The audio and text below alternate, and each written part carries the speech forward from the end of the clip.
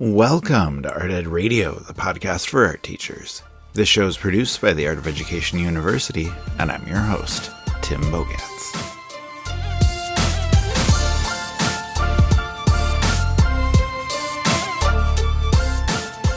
Last week, the AOEU Facebook account posted a question about whether teachers have seen an uptick in student behaviors this year. And the response to that post was fast and furious, and suffice it to say that teachers are seeing plenty of misbehavior. One comment that I saw that I think summed up everything just said, uptick is an understatement. And I think most of us would agree that we're seeing more issues and more serious issues than we've seen in a long time. And there's a million causes of that. But I think it's important to note that no matter how well developed your structures and your classroom routines and your classroom management may be, students are dealing with so much, and they still become angry, and they become frustrated, and they become overwhelmed, and they begin to act out. So when we're thinking about this in relation to our classes, to our classroom management, to what's best for kids, I think it's worth asking a couple of questions. First, why is this happening? And second, what can we do about it? And that's what I want to talk about today. So about 3 weeks ago, Janet Taylor, friend of the pod, wrote a great article about this topic. It's called 4 Practical De-escalation Strategies to Support SEL in the Art Room. Great article. I'm going to encourage you to read it. We'll link to it in the show notes, of course, and we'll dive into some of those concepts today. And in this article, Janet collaborated with Cusack, who is a licensed clinical social worker and clinical trauma professional. And their focus in this article was on motivational interviewing, which offers strategies like shifting mindsets and reflective listening, using empathy to connect, and questioning to unpack.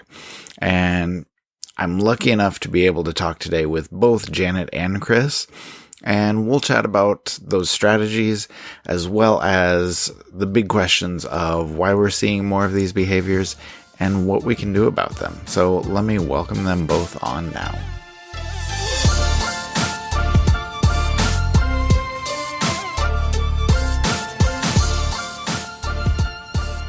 All right, we have 2 guests joining us tonight, Janet Taylor and Chris Cusack. Janet, welcome back. As always, you're here a lot. How are you? I'm good. How are you doing? I'm very excited for this conversation, so I'm doing well. Chris, how are you? I'm good. I'm excited that you're excited about this conversation. These are the things that I geek out on, so this will be fun to talk about those things. Well, perfect. And welcome to the show. We are thrilled to have you. I think this is going to be a great conversation. To begin with, can we just do some quick introductions? Janet, we'll have you go first. Can you just tell everybody who you are and what you do? Yeah. So if you haven't heard the 5 million podcasts that I've been on before with Tim, I'm an art educator and a K-12 content specialist here at AOEU. And I'm excited to bring Chris on here. I know her pretty well because she has worked very closely with my own children when they were at her school. Oh, that's perfect. Yeah. And Chris, that'll be our segue into you. Can you introduce yourself and let everybody know a little bit about you? Yeah. My name is Chris Cusack, and I am a school social worker. That's what I do all day, every day. But I also am a licensed clinical social worker. So I have my LCSW. And I also have a credential as a certified clinical trauma professional. And then I recently completed another graduate degree in applied behavior analysis, which is the understanding of behavior, what causes it to happen, and ways to change the environment to change the behavior.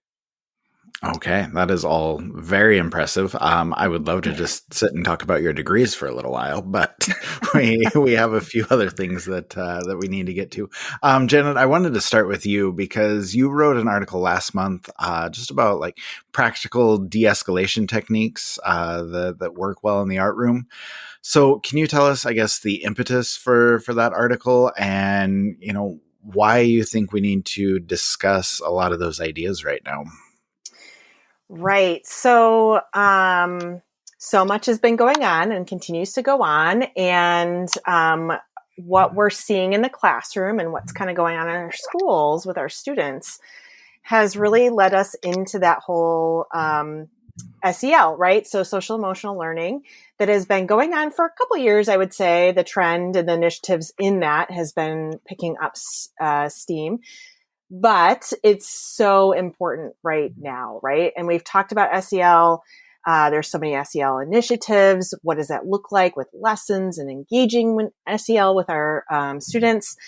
And then Jonathan Jurovich had that amazing SEL series, the podcast series through us, which is The Art of SEL, right? Isn't that? Yes, that's correct. The Art of SEL. Right. And so all these things are like really amazing, right? But when we are, or I guess, and also, right? Not but, and also, you know, we have been seeing such an uptick in big, maybe sometimes even characterized as explosive behaviors from our students. I mean, we've seen that in the past anyway from dysregulated kids, but we're just seeing a lot more of that happening right now. And social emotional learning lessons are amazing, but what happens when you're in the moment, right? And the student is severely struggling, and how are you to navigate that moment and diffuse it, right?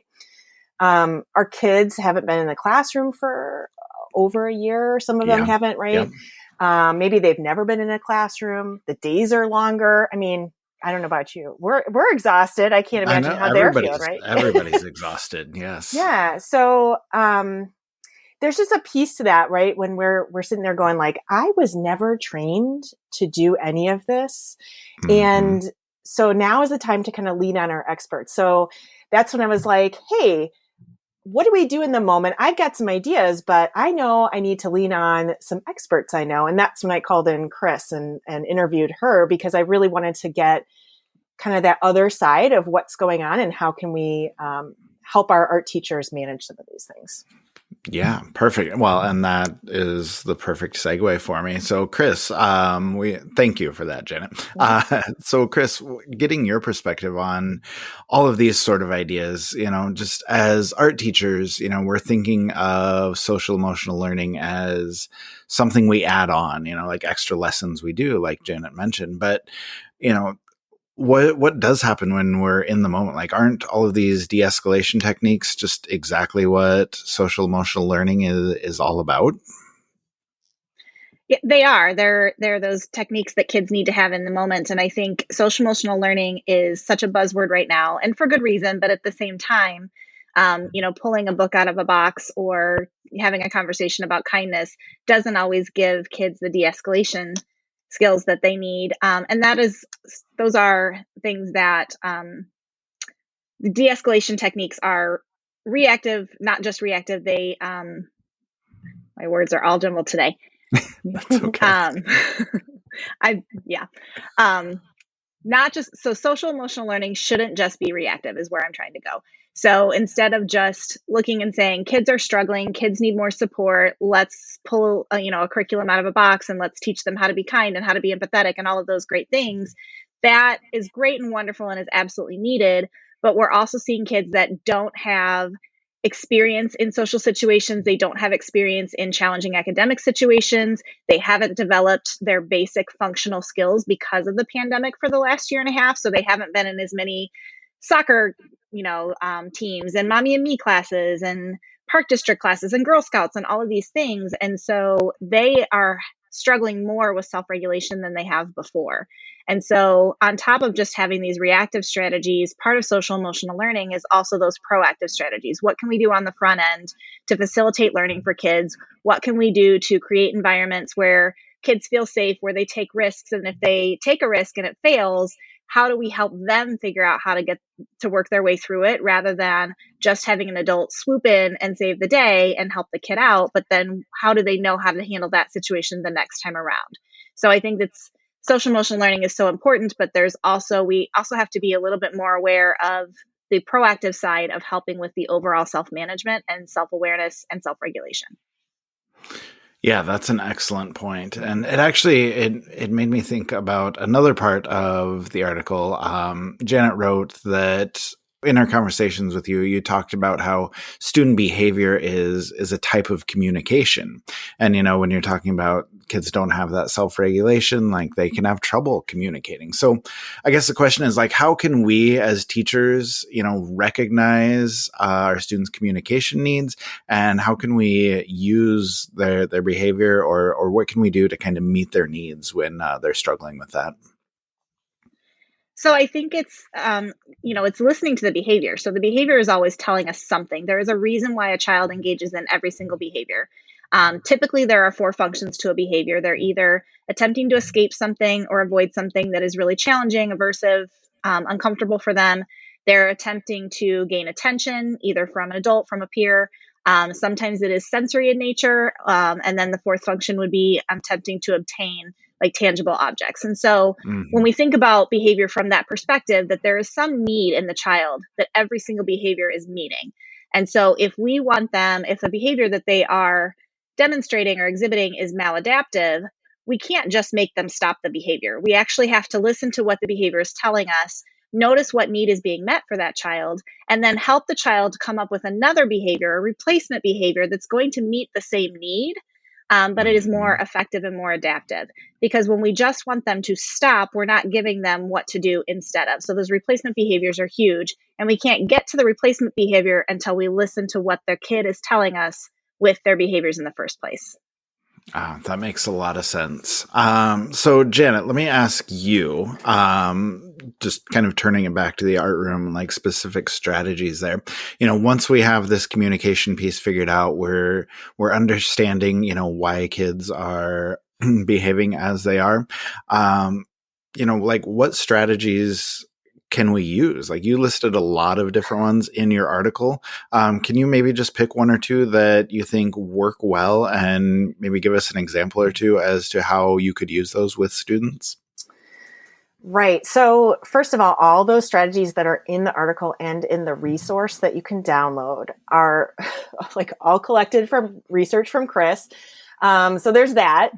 And then really just piggybacking off of what she was saying is the first and foremost is always to lead with empathy, right? And shifting that mindset in that article talks about that from a place of judgment about the student's behavior or what's going on to a place of curiosity and trying to understand what's going on. Like Chris said, understanding that communication. So it just goes kind of along with the reframe your assumption, which is in that handout. So for example, if a student doesn't understand something we're teaching them, right? We don't sit there and shame them and say like, what's wrong with you? I mean, like, maybe in our heads after like a million times of repeating it, right? But we're not going to say that and like shame them, right? So what really, what works for me is to think about, what's the way that I can communicate this so that the student understands this, right? The behavior is the same way. What's the way right now, or what's in the way right now that's causing the students big feelings, right? Like what's the obstacle that they're trying to hurdle, right? So once you have that kind of understanding, I think that's like a first place to always go to and try to get yourself there. And that's easy to practice because you're not actually doing anything, right? It's more on your own self. You're not doing something with the kid to understand that. Once you get that, then I feel like the next thing is to, identify the problem. What is that problem, where it's coming from, and so that you can address it. So for example, maybe a student is frustrated with their fine motor skills. Maybe a concept's too complex or confusing, right? We can offer things like controlled choices. That's a real big one in my classroom as a choice-based teacher. I like to give choices, but sometimes that can be really overwhelming and cause more problems and escalate the problem, right? Right. So if a student's frustrated, and maybe you don't know why they're frustrated, they might not be able to articulate why they're upset or why they're stuck. So you can't expect them to be able to just identify that for you or help you with that necessarily. But let's just say it's really easy to identify something like they're gluing down their artwork and the glue's getting everywhere, right? And their hands are sticking to everything that they touch. That's like a pretty common thing, I think, right? Yes, for sure.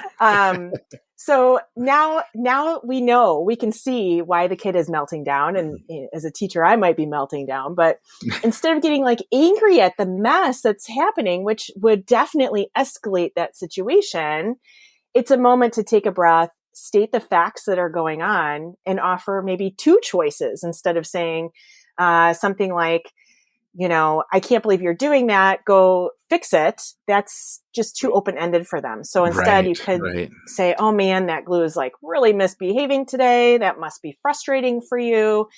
What if we try a glue stick? Or how about I show you another way to use the glue so that it stays put? What do you think? And that's identifying. Basically here in this like small little section, we're separating the behavior from the child. We're acknowledging and validating their feelings.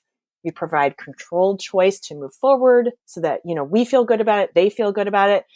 And if that's not enough, you can always toss in an if this, then that incentive. And that is also in that resource, kind of explains that too. I want to jump in on the choices thing. Yes. Yeah. Just to circle back to that, because I think that controlled choices sometimes for some teachers feels like they're kind of letting the kid run the show, right? And they're letting them do whatever they want. And they also sometimes feel like it has to be this activity or that activity, but there's so many ways to do choices. It can be where to start. It can be what supplies to use. It can be where to sit when they're doing the task. It can be when they're doing the task. It can be who they do the task with. It can be, which task to complete first or in what order. There's so many different ways to add in choices that is so important, especially if we're talking about trauma-informed kids. When they feel a loss of control, they try to create control. So when you give them choices, you're giving them control in a way that is going to work for you as the adult and allows them to feel a little bit of, a sense of safety and control of the situation. So just to circle back to your point about choices, Janet, I think that there's so many different ways to use choices that can help with preventing escalation from the start that people maybe don't realize. And they get stuck on thinking it has to be, you can do this task or that task. It doesn't have to be. It can be the way you do the task, where you do the task, when you do the task. There's a lot of other ways to offer choices. That's a really good point. I was just going to say that's an awesome point. Thank you, Chris. Janet, can I ask you about one other one before we move on? Sure. I really like the idea of questioning to unpack. Can you just talk about that really quickly?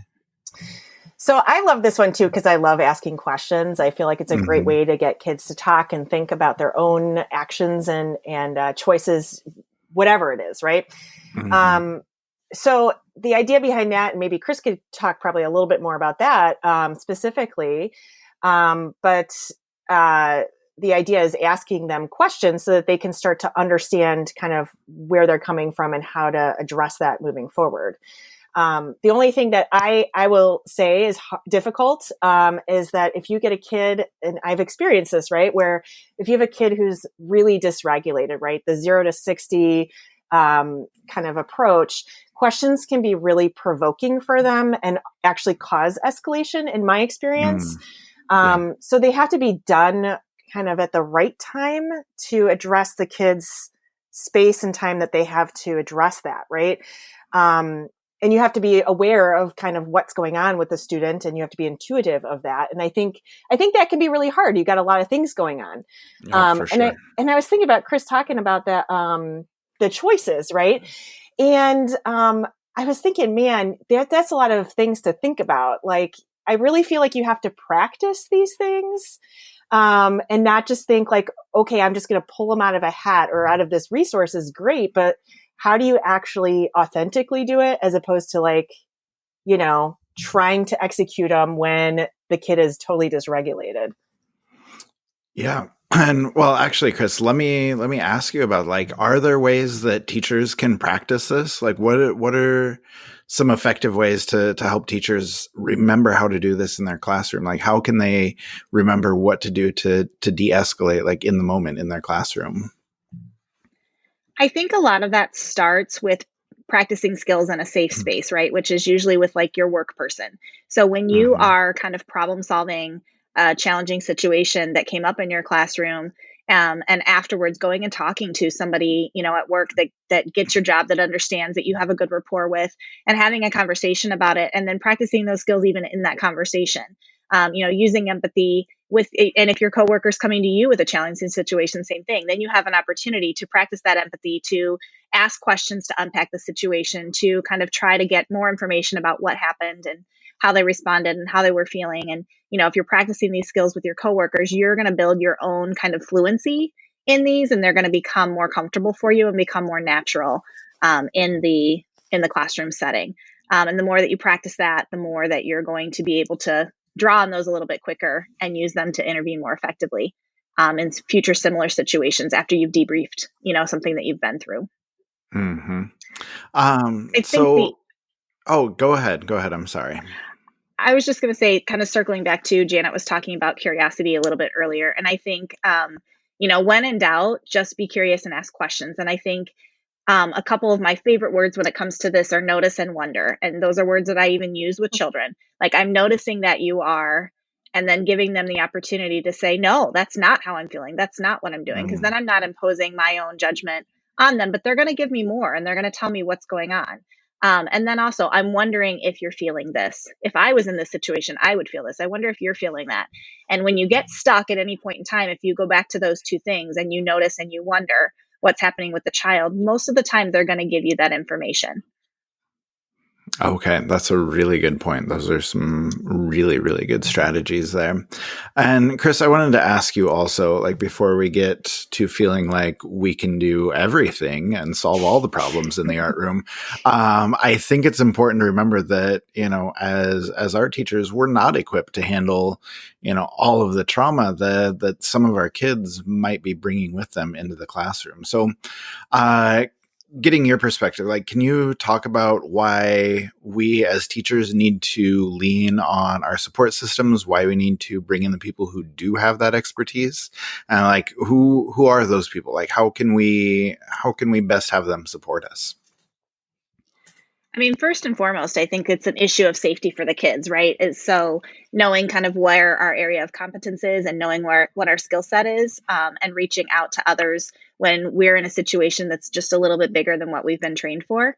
And I think in schools, we have this wonderful opportunity of being in a building, typically with a bunch of experts and people who have different experience and different backgrounds and different training. And so anytime that you're facing these challenging situations, reach out to the people in your building, reach out to your team, and have collaborative conversations and do problem solving together. Even if you don't have a mental health professional in your building, having conversations with other people that have, again, different experience, different background, different training. I mean, the more minds you put together, the more creative solutions you're going to come up with. But in a lot of buildings, hopefully there are social workers, there are school psychologists, counselors, even occupational therapists, when we're talking about sensory stuff or attention. Even speech pathologists sometimes can help with the language piece that can lead to escalation. And then some districts are even lucky enough to have a behavior analyst, which is a bonus. So really reaching out to those people. They are trained mental health professionals, behavioral health professionals that are absolutely going to be open and willing to sitting down and collaborating and having conversations about, how to support the kids in the classroom and how to support the teachers. I think the other piece just about, sorry. No, you go ahead.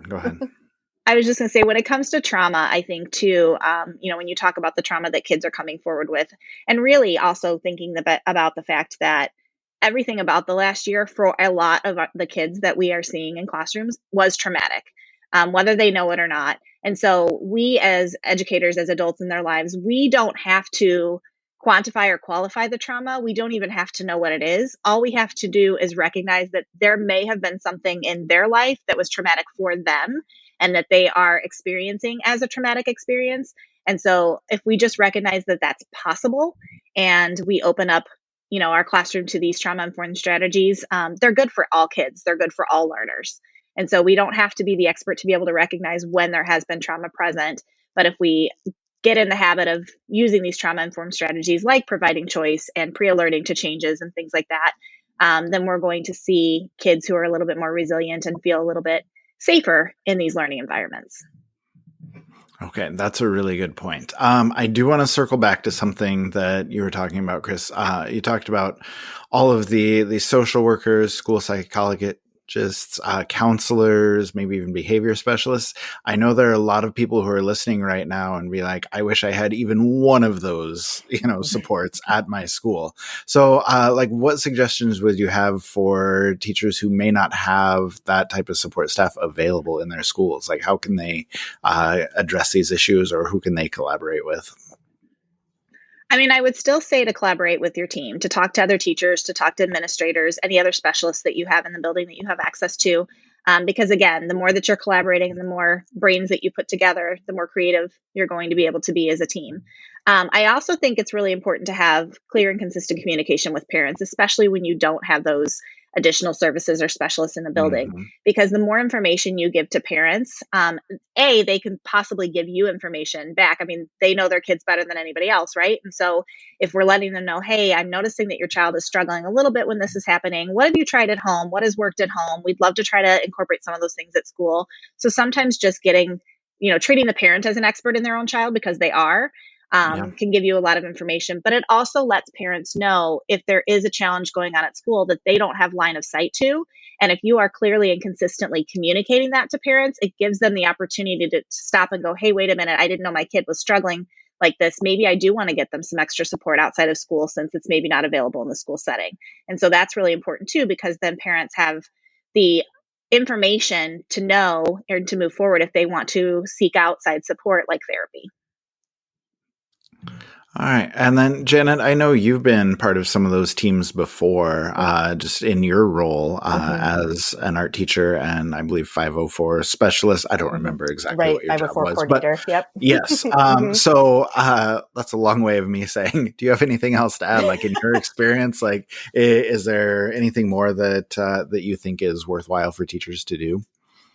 I would say just in general, I think finding resources, I'm sure Chris probably has a bunch of books that she could recommend, and whatnot, but, I think this is a good opportunity too, especially if you don't have this support staff at school, to reach out to your administration and say, hey, I think it would be beneficial if we got some professional development in here on this, or connect with any local supports outside of school, your community that you could bring in, have a conversation, kind of help support you guys in that way, I think is a big piece.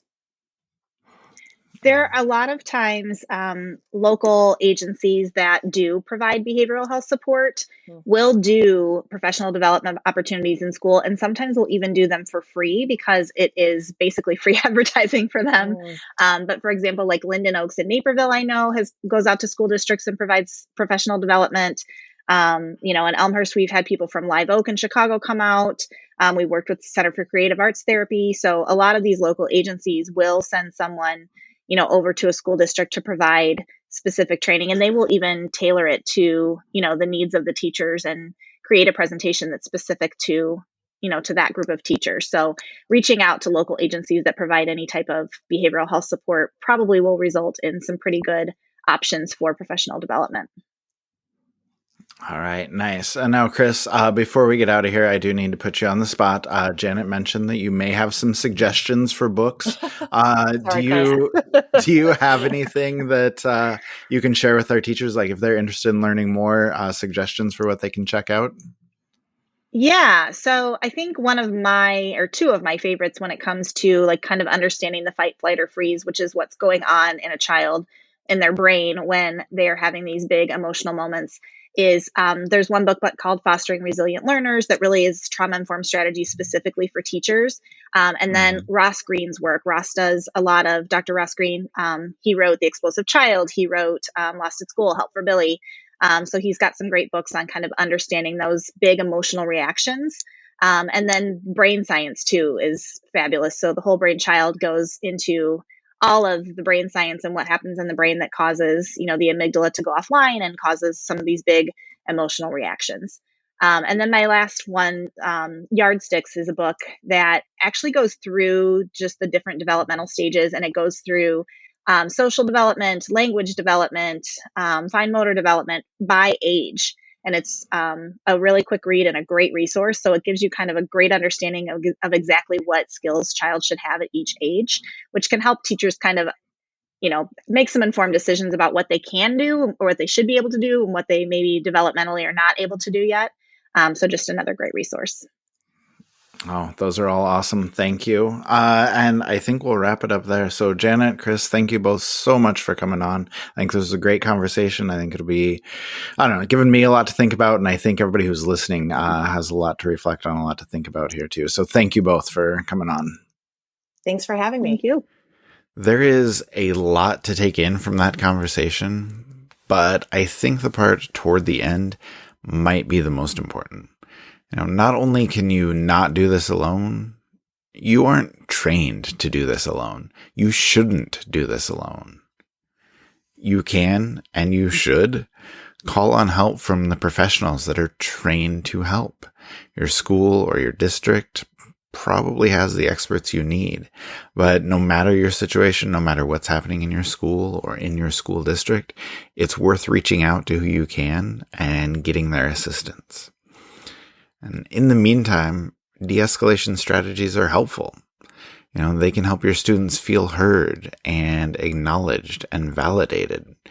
Think about what we talked about today and what might work for you, what might work for your students, what might work for your classroom. Go check out Janet's article on the AOEU website and the download that comes with it that outlines a lot of good strategies. We'll link to that in the show notes, of course, as well as put links to some of the books that Chris referenced. But overall, I hope this conversation and these suggestions and these resources can help you and help your students as we continue to navigate this school year and all of the challenges that have come with it.